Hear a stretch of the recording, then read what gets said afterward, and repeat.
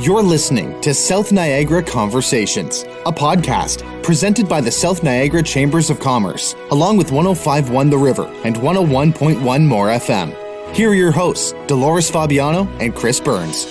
Good morning, and thanks to everyone who's joined us for our South Niagara Conversation series. For those of you who are tuning in from afar, we represent the communities of Fort Erie, Niagara Falls, Port Colborne, Wainfleet, Welland, and Pelham. We're located in Southern Ontario, a wonderful place to live, work, and play. This morning, Chris Burns, owner of 105.1 The River and 101.1 More FM, joins me as my co-host. Good morning, Chris. How are you? Dolores, I'm fantastic. The sun is shining, and for the first time in several weeks, there is no frost warning tonight. Yay, we'll take that. And you just got in, right? Sure. I was working in Denver and Las Vegas last week, so I caught a flight home last night, and everyone took off and landed on time. So here I am.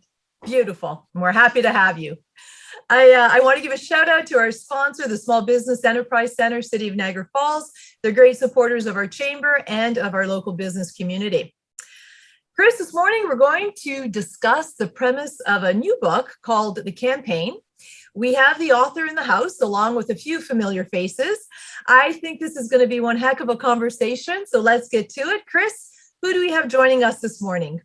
Well, this morning we welcome Craig Turner, author of The Campaign, Dave Meslin, author of TEARDOWN, Rebuilding Democracy from the Ground Up, and Joanne Heritz, who's the assistant professor, political science of Brock University. So welcome, everybody.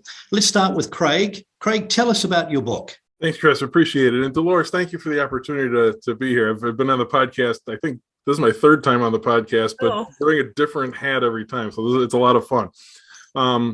So thanks again. The campaign is in short, the story of the campaign is about mankind's first run of artificial intelligence for office. In the story, the main character is a restaurant owner in a small town in upstate New York, who his friend the mayor has asked him to run for mayor as he retires, and it's an easy win for him, and if he can stay mayor as long as he wants to stay. Meanwhile, at the same time, in Washington, the Democrats have been pitched a new idea of running a computer and artificial intelligence for office. And everyone's skeptical about it. But at the same time, they're like, all right, we'll throw some money at it, pick some city where we have no chance. And obviously, they end up picking the city where this small town restaurant owner has an idea that he's going to be mayor forever. And all of a sudden, his easy walk-in race turns into a globally televised event. So I have to say, I was going to read the book regardless because, you're a friend and, oh my gosh, he's written the book. I have to read it. I thought, okay, how how good is this going to be? I don't know about this premise. It sounds, really out there, but it was a good book. It was well written, and it really brought me in. And so I really enjoyed it. First of all, I wanted to say that. And secondly, the premise sounded so crazy, and I thought, okay, well, I'm going to read the book anyways. But as I got into it, I started thinking, wow, like maybe it's not so crazy after all. So I want to, get Joanne and Dave into the conversation. How crazy is it? Is it possible? Because sometimes the people that we have in office, you think anything could be better than that, right? So we'll start with you, Joanne. Thoughts? I really, it gave me, I was thinking about that idea when I was reading the book, and I thought about what, and I thought, well, we're not quite there yet. And that's, but the idea that they were that was a premise of the book too, was that they were just literally rolling, this hard, this box sort of thing, and to show people that this person could make decisions. And I think that, the idea of technology is very much out there. And then just the idea of people who are interested in AI and, that it could very well be a premise. But I'm thinking that that it is something to, to keep in mind. And I'm sure that some people are very, very eager to have that type of technology where there'd just be more information put out to people, access to information. So, and there's other things I like to talk about, but I'll just leave it at that for now. All right. We'll get Dave's thoughts. Sure. I haven't had a chance to read the book yet. I'm looking forward to it. But I will say that a few ideas. One is that in a way, we're already doing this. A lot of campaigning is driven by data, data experts who analyze that data through algorithms and software, and then tell the politicians what's going to resonate. And then the politicians, especially in Canada's very rigid, centralized partisan environments, unlike the US, our MPs are almost all, I don't want to say puppets, but I'll say puppets, because I think they would admit it. They have speaking notes that are coordinated through central office. And a lot of those strategies are developed not by policy experts, but by data analysts who are using computers. So maybe we're already there, except we've wrapped it up in skin and flesh on election day. But the idea I like about it that I think we can all learn from actually has nothing to do with computers. But when we talk about AI, what we're saying is that there could be some kind of machine that could take all the data out there, take a complex issue, weigh the pros and cons, and come up with an answer.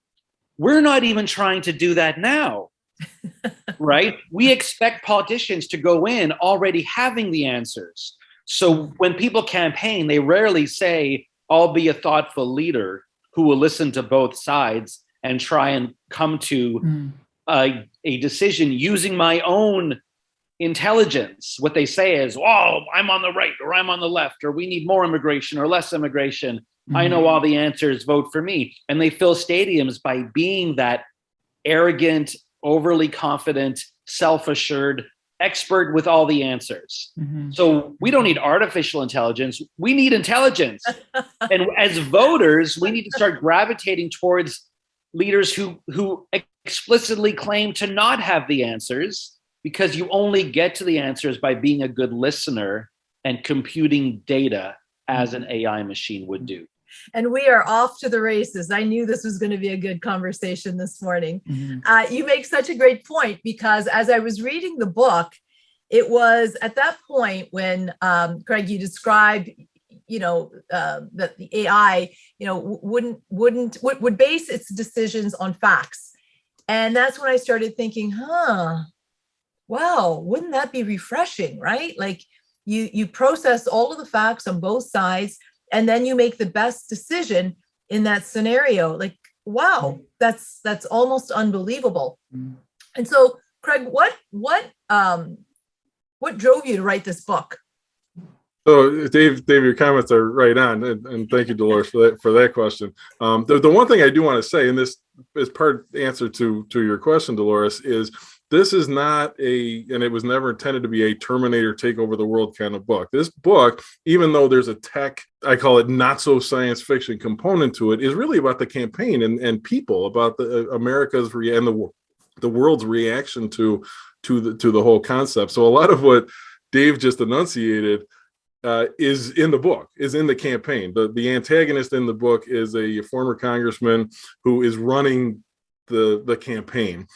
And he's a very smooth talker, and a lot of the talking points that Dave just used, depending, no matter which side of the ball you're on, he uses them, and you see him flow through the conversation, actually build support for even people that are, as we're talking right now, going, maybe this isn't a bad idea. So I'm glad you enunciated as you were going. You probably saw me smiling on the video here. What drove me to write the book is background in politics. Writing, I've written 2 nonfiction books, which are about running campaigns for candidates looking for running for office for the first time, local candidates. I've been doing political consulting for about 22 years now, and my heart is in local campaigns. That's what I've worked on everything from U.S. Congress all the way down to village trustee, but local campaigns and those are the people that need the most help. So that's what I like working with. Side note, as a political consultant, it's a terrible business because those people don't have any money. So, so if you find ways to do it, one way is writing a fictional book about a sensational topic. It's a funny story, actually. Some colleagues of mine, we were driving to a Chamber of Commerce event in Cleveland, and just, four guys in a car being stupid, and somebody came up and said, I wonder if an AI could write a novel. And then somewhere in that conversation that came up, like, well, what about running an AI for office? And I'm, they're laughing, and I'm in the back seat writing notes down to myself, and just started to put some words on paper. And I really liked what I had, so it came forward and started to move. I will say, Dave, to some of your comments, there's a sequel to this, and then there's actually a trilogy, and I've got everything all outlined. But some of the stuff you talked about now gets into the next, because what you're talking, what we have here is the campaign. How do you convince people that this is a good idea? Well, there's more to that story after, supposing that, and I'm not going to give anything away here for the end of the book, but assuming, like any technology, one thing happens, shortly thereafter it expands. So there's more to the story, and it really is about just kind of digging in and saying, okay, Dolores, to your question, where is the data? How are these decisions being made? Yes, polling is based on data, and you would hope that some of the governmental decisions are based on data, but I think we've all seen a public hearing where 4 people show up and kill a very good project because there was no support on the other side. So it's not the decisions that happen in government aren't always data driven. And the premise here is, how do you take the emotion out of government decision making and really focus on data driven solutions? So yeah, and one of the things that I'm old, so I've been around for a long, long time, and I've seen through the decades. When I first started in my career, people who ran for office were people who had been successful in their own right. They had a successful career. They were either business people or educators or what have you, but they were community leaders, right? And they were able to make decisions based on a skill set that they had. And today we're not seeing that. Like, we're not seeing people who have been successful want to get into politics, because I think social media has added to the fact that, it's an even uglier game than it ever was. And while everybody should have the right to run for office if they choose to do that, we see that there are a lot of people who run for office and sometimes get elected who don't have any of the skills that they need to maybe digest the information that they're getting and making good decisions. And so, when you look at that and what's been happening, AI is maybe not such a bad way to go. Joanne, I want to take it back to you. You had said that maybe we're not quite there yet. Does that mean that we could get there?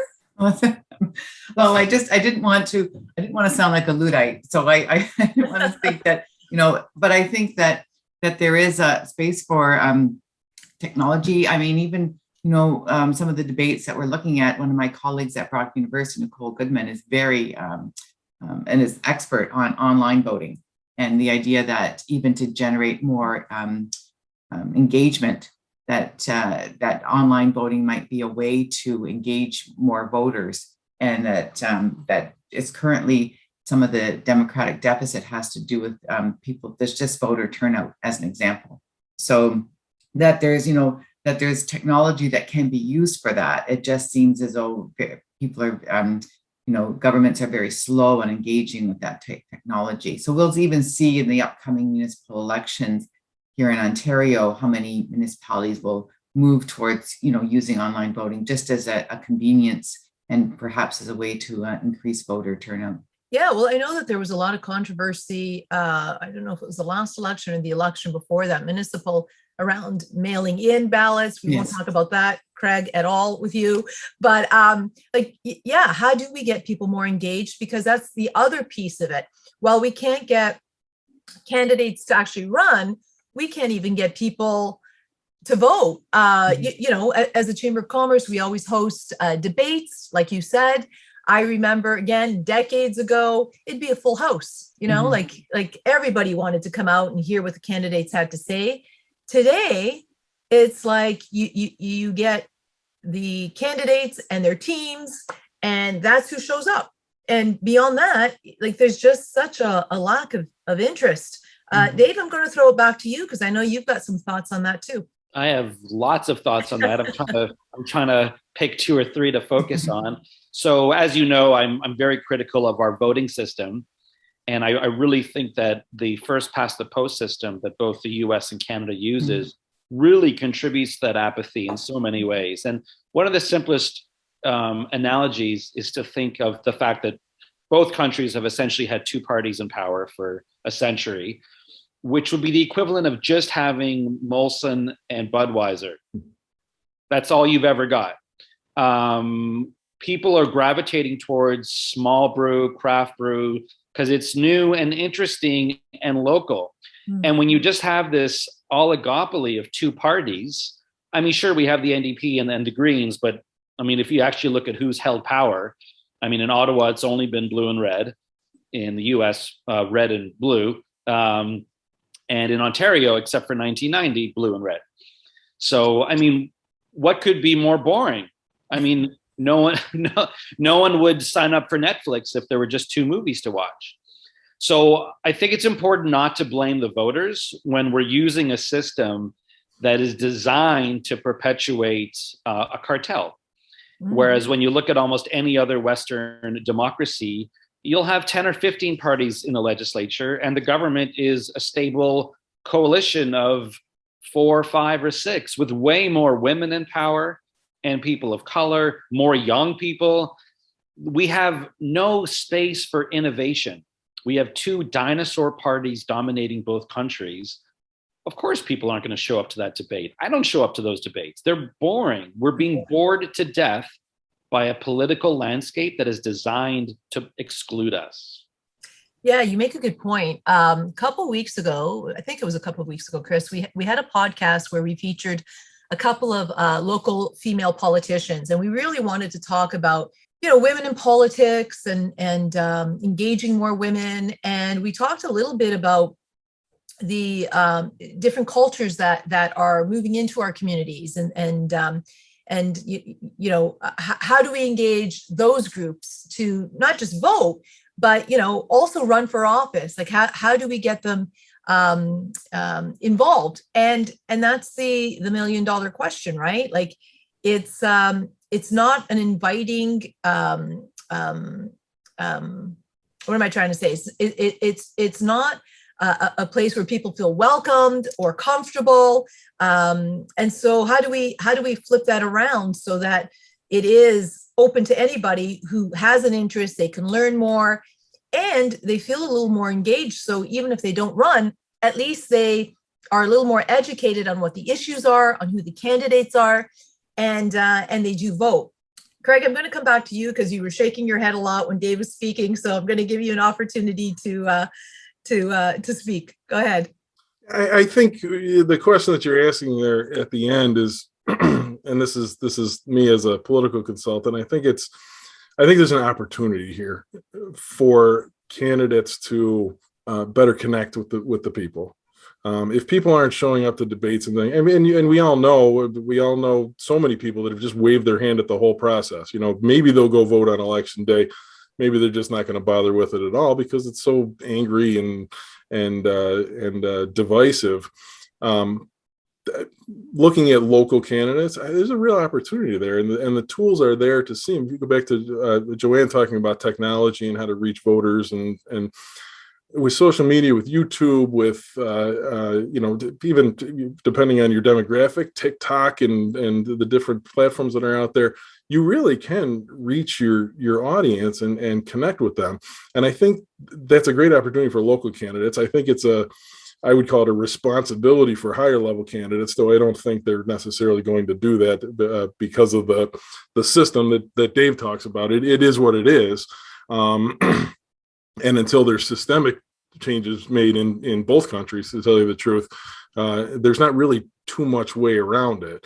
The reason I use the word responsibility is because there are candidates out there and elected officials that are very charismatic and very, very good at what they do, and they on both sides, and they've been able to create a following, and it's not always based on issues, and it's not always based on data. It's based on personality, and it's based on pop, and which is why you look at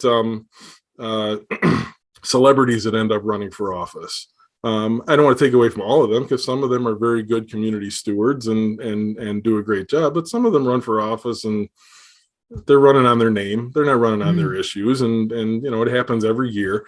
But I think, looking back at, where this book is focused on local politics, there's an opportunity here for people for people running for office to create a stronger connection with their constituents and make them feel like they have a voice and they are more involved. And then it's their responsibility, if and when they win, to carry that out. I think the best candidates are going to do that, just like any brand that's out there right now, whether you're Coca-Cola or Elon Musk or whoever. You have an opportunity to connect with. If the Elon Musk thing is fascinating right now with Twitter. Forget the politics of it. Forget the whole thing. If you just follow him on Twitter and see how he's connecting with his audience, it's unbelievable. Now, he's Elon Musk. He's got a huge amount of followers, but he's not posting high level rhetoric and things. He's posting very, very personal. This is what I'm going to do. This is what I'm thinking. And it's a great lesson for candidates to say, look, here's a way that I can better connect with the people in my community, whether it's a district, a town, a city, or a state assembly district. The tools are there to do it. And if you're not taking advantage of it, I think you're missing out on something. Absolutely. I've just come back from the National Association of Broadcasters annual conference in Las Vegas. And I can tell you that big data and AI was very much in the forefront in a lot of those booths where they're actually using and harvesting the big data, particularly for news talk radio stations and television stations, to try and really get a feel for what people are thinking. And it's helping them shape questions when they're getting to the interview stage. So, even in media, AI is being used.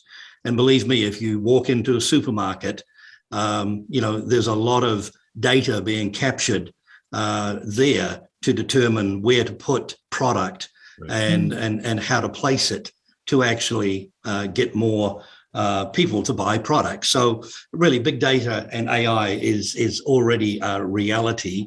But the question I guess I want to go back and ask is, as you wrote this book and thought about it, what scared you the most? That's a great question. It is scary. It's scary. I said it's not a Terminator take over the world thing, but it could be. I mean, I'm 48 years old. I'm a child of the 80s. In the 80s, they told us that robots were going to take over all of our jobs. And now, and they're like, no, that's ridiculous. But now in 2022, especially with the worker shortage, you see all companies moving towards some kind of automation for things. And it's not always robots, but it's a website or it's better processes and things. So that's obviously a topic that comes up in the story is the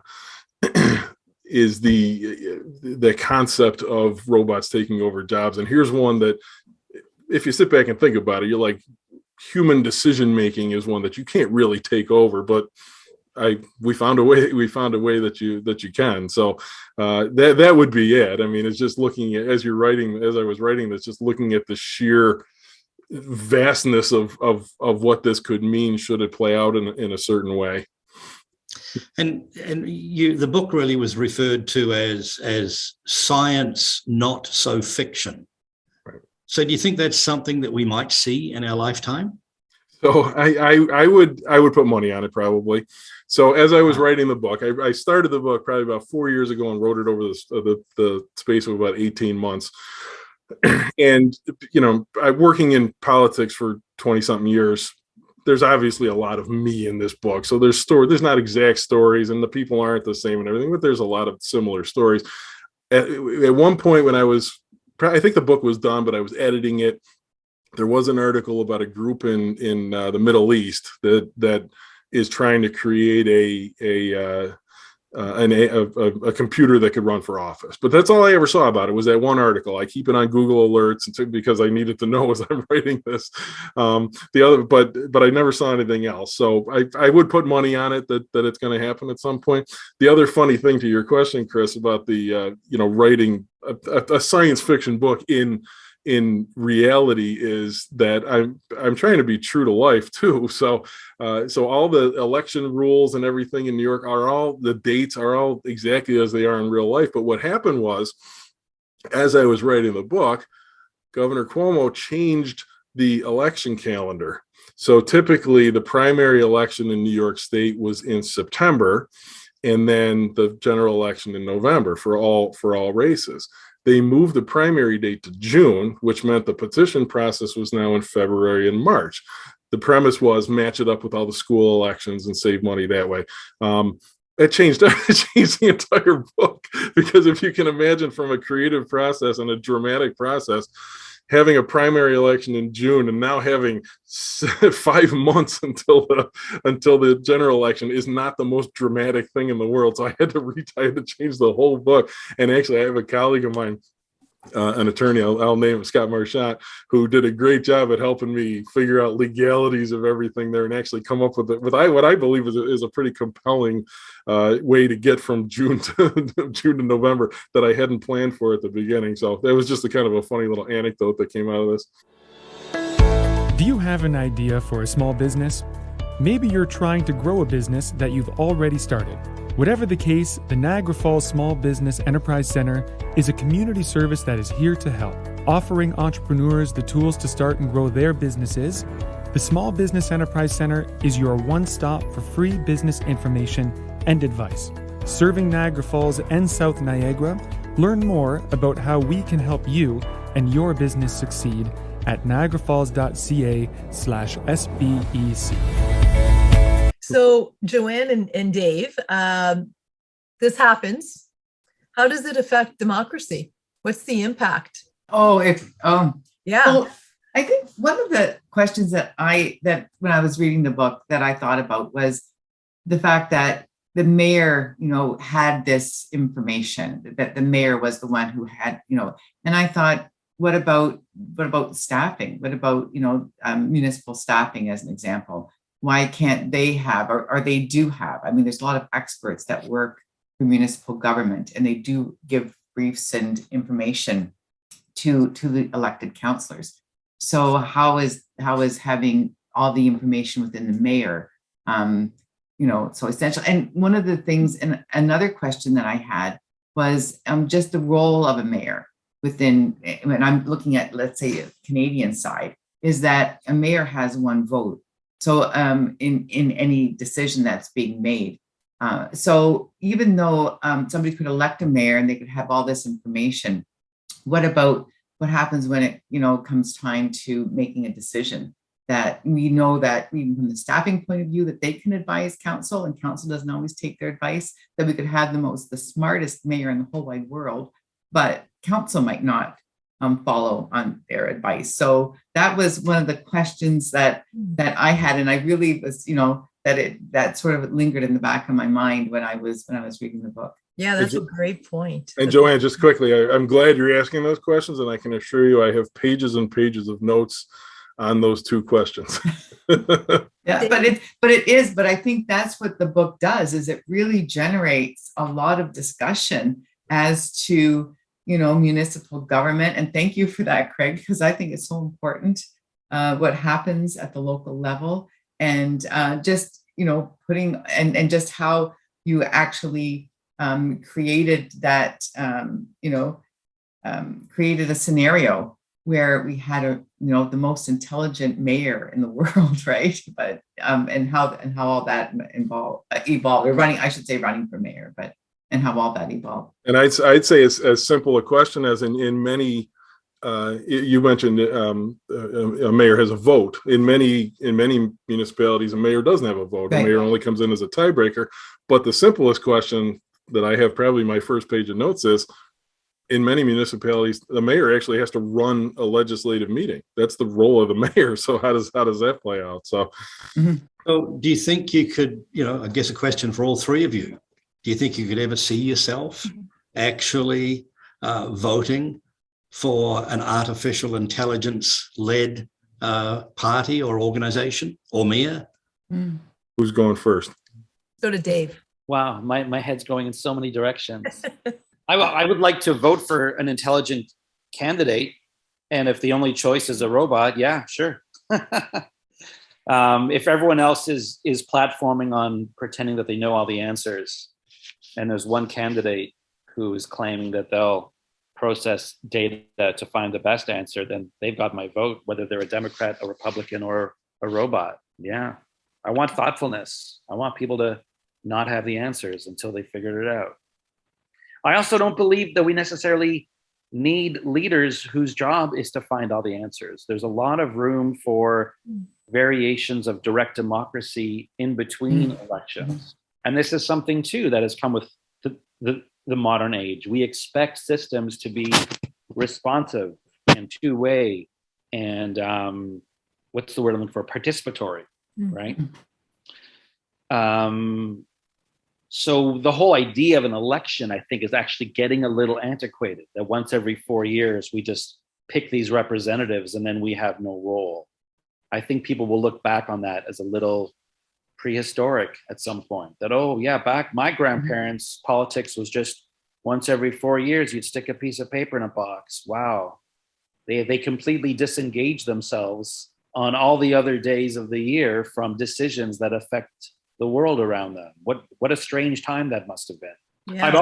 I also have a section in my book where I genuinely, kind of tongue in cheek, but not really. I take an academic approach to it, and I ask the question, why do we have mayors? If we elect a council that is a group of people who come together to discuss and debate issues and then vote and the majority wins, why do we also elect a singular executive position? And I went back to all the philosophers who wrote about, separation of powers, executive, legislative, and a lot of their reasons don't really apply anymore. I actually couldn't come up with a single solid reason why a parliament needs a prime minister, why a Congress needs a president, and why a council needs a mayor. I think it's literally a remnant of medieval times. We're still culturally attached to the idea of the monarch, even though the US literally overthrew a monarch and the founding fathers did everything they could to make sure that no part of the US system could ever resemble a monarch. We've gravitated back to monarchy. The prime minister is supposed to be first among equals. No one sees them that way.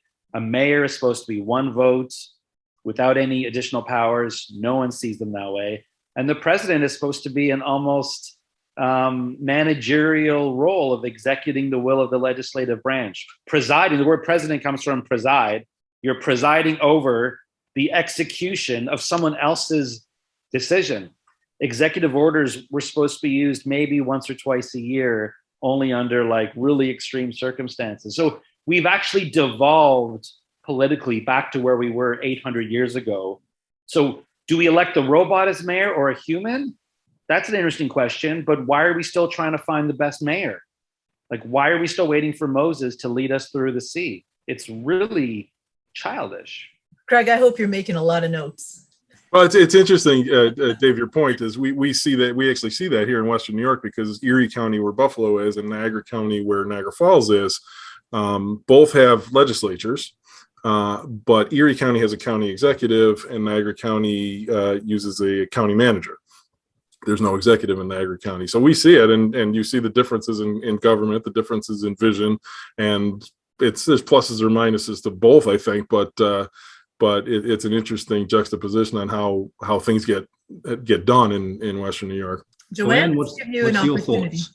Yeah. Oh, I do agree that there is, that we tend to promote the role of the mayor within municipalities in this conversation. But yeah, there is something to be said for just how the process works and whether or not it should be revisited, or with the role of council as well. There are, even in Ontario, there's there's strict rules as to how councils actually can conduct themselves and how they can work at, running government. So it is very good topic of conversation. Mm-hmm. And it's kind of funny. Everything in our world has evolved, right? Everything changes quite regularly, except for that. We've been doing it the same way for as long as I've been alive, for as long as I can remember, but nothing else is the same. Right? Yeah. And a fun way to look at it is like, think of the last time you upgraded the operating system on your phone and when the last time we upgraded the operating system of our democracy. And for some reason, in every other area, we love the idea of innovation and disruption. We champion and cheer for the new startup who's going to try something new. And in politics, we love the idea of tradition. Everything's supposed to look old and feel old, and a mayor wears like a chain of office, and there's a ceremonial mace, and there's almost this weird obsession with not changing it, which in any other context in our lives, people would think you're crazy. It's like, oh, there's a better dishwasher out. Well, let's just keep the old one because grandma had it. Like in no other context, except maybe the legal system, which also has a lot of weird theatrics of, we don't have the wigs anymore, but like embracing archaic tradition at the expense of innovation. And it's a huge problem. Yeah. Yeah. Let me jump in on Chris's question about would I vote, because I've been asked this before. Remember the first time that you found out that when you're on a plane, the pilot takes off and then turns it over to a computer for most of the flight and then takes control back in time to land? It just blew your mind. You thought the pilot was up there piloting the whole time, and you're turning the life of 180 people over to a computer. But over time, we got comfortable with it, and there's even benefits. We've all met people in our lives. Mm-hmm. We know that people are fickle. We know that people get sick. We know that people have tantrums and have bad days and things. And you're like, well, maybe I feel okay with the computer flying most of the plane. I think that's kind of where I am. I think if there was an election today, no, I wouldn't vote for a computer or an artificial intelligence. But I think as it evolves over time, you're going to see more and more justification for it. I mean, you look at corruption, and you look at again, I talk about the 11 people showing up and shooting down a project. Well, if there was actually volumes of data to show that 1 million people want the project, and those 11 people are the only people that don't want the project, I think there's something to say for that. I wish the human politicians sometimes had a little more courage to face down those 11 people, but they don't. And I understand why, because they're usually pretty loud and they can cause a lot of fear. But I think as time goes on, to be able to see some of the benefits in doing it, I think it's real, and it'd be hard to argue against it. It's interesting, you've got what was the mayor of London, who's now the Prime Minister of England. You have a comedian who played a prime minister or a president who's now leading, the country of Ukraine. So, sometimes when that mayor is in the spotlight, they use that spotlight in various ways. And, it is what we have today. Earlier, you were talking about different, processes to elect people. And there's lots of countries in the world that do it differently than the US and Canada. The country that I was born in, New Zealand, in 1996, went to, after a referendum, they actually went and asked the people what they wanted and gave them several different options. And what they voted for was what's called mixed member proportionate voting. And lots of books have been written about it, and there's lots of opinions as to whether or not that's a good idea or not. But what's really happened in that country is it's gone away from the two-party system. And now, almost every government that they've had has been a minority government and has been proven to actually be a lot more effective. And by the way, a New Zealand Prime Minister who's a female, who has done a great job. The final question I guess I wanted to throw out was, in this book, the AI entity is championed by the Democrats. And so, Craig, why the Democrats? Why did you choose that party? Was there a reason behind that? Thinking about this from the beginning, I really felt like I could have gone both ways and justified it very well. I think I ended up on the Democrats because thinking about Silicon Valley and the progressive nature there, that there's probably a little more link to it. I think on the Republican side, the conservative side, to think about this whole concept of data-driven government and smaller government that's making decisions in a different way. I think that would play on that side as well. But in the end, it really was the left-leaning nature of the tech industry that really kind of pushed me that way. But in the end, I think it could have gone either way. One of the reviews on Amazon says I was kind of heavy-handed on the conservative side as I'm writing this, and I've kind of felt that because I'm like, I don't think I did that in there. I mean Dolores and Joanne, maybe you see it differently than I did, but I took pretty painstaking efforts. I mean, my background is 20 years ago I was with the Republican Party. I worked for the county legislature on the Republican side. But after that, I worked for the Chamber of Commerce. And you, as Dolores knows, you can't work for the Chamber of Commerce and be partisan. You just can't do it. You have to work with everybody. And it took a few years, but I shed the fact that I came out of the Republican side. And I think now, I mean, I work very well with people on both sides of the aisle here in Western New York and get a lot done. One of my in fact, the acknowledgments in the back of the book are there's people from Republican and Democratic Party in there because those are the relationships I've built and I'm happy with it. But in the end, it could have gone either way. But it was that tech piece of it that kind of steered me to the Democrats. Oh, thank you. Really interesting book, and I hope a lot of people go out and buy it, and perhaps it might resurrect some interesting debates. As you know, there's been a lot of talk about using electronic voting, and particularly in the US, people have come out against it and said, "Oh my gosh, what happens if the power goes out?" Or perhaps it could be hacked by a foreign entity. And in fact, that was one of the accusations made in the last election, as we all know. But the reality of walking down to City Hall to cast a vote, someone said it earlier, it seems to be kind of an archaic process. And so hopefully, as we move forward, there may be new ways of engaging people and new ways of casting votes, because what really strikes me is the people that have the most impact over our day-to-day lives are actually the local bodies, the local politicians. And yet that is always the lowest voter turnout, which just seems insane, unless there's one thing that happens that, motivates a population to go do something. In one of the other markets where I own a radio station, the mayor is being accused of a crime, not yet had his day in court, and not yet been found innocent or guilty. But if you read all the comments on social media, it would appear that more people are determined to go out and vote in this next election in the hope that they say we'll end up with a better quality individual wearing that mayoral chain.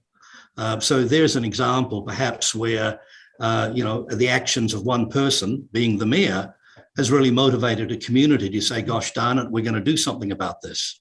I will say, Chris, too, real fast, too, in your comments about hacking and things like that, one of the things that does come up in the book, to Joanne's list of questions, is the whole concept of the Wizard of Oz, man behind the curtain. So I talked about the plane. pilot turns the plane off, the plane flies a certain place. Well, someone has to tell the computer, the AI, to do that. So the question is raised that if you have this AI that's churning data and running a small city, who's telling the computer what to do? And it actually turns in the book, as Dolores and Joanne know, actually turns into a little bit of a battle in the book as far as how to navigate that. But that's a piece of it. You have a system like this. Yes, there's hackers out there. Yes, it's never just totally data driven. There's always somebody designed that computer and wrote the algorithm. So that all needs to be explored, obviously, as these questions come up. It's a great book. And where can people get the book? Tell our listeners, Craig. So Amazon.com or Amazon.ca. If you just search for Craig W. Turner, it'll come up. Great. Well, Craig, thank you so much. It was a fascinating conversation. Dave and Joanne really valued your insights today, and I really appreciate you being with us. Dolores, what's planned for next week? Yeah, next week we're going to discuss the major post-pandemic shifts in the changing employer-employee relationship, lots of stress over changing expectations. Joining us for the conversation will be Vivian Kennard. She's the CEO of Niagara Workforce Planning Board. John Cannon, he's the Human Resource Manager for On-Demand Staffing. And Dr. Dave Meslin, he's the Professor of Organizational Behavior and Human Resource Management at Brock University. To all of our listeners, send us the topics that you're talking about because we want to talk about them too.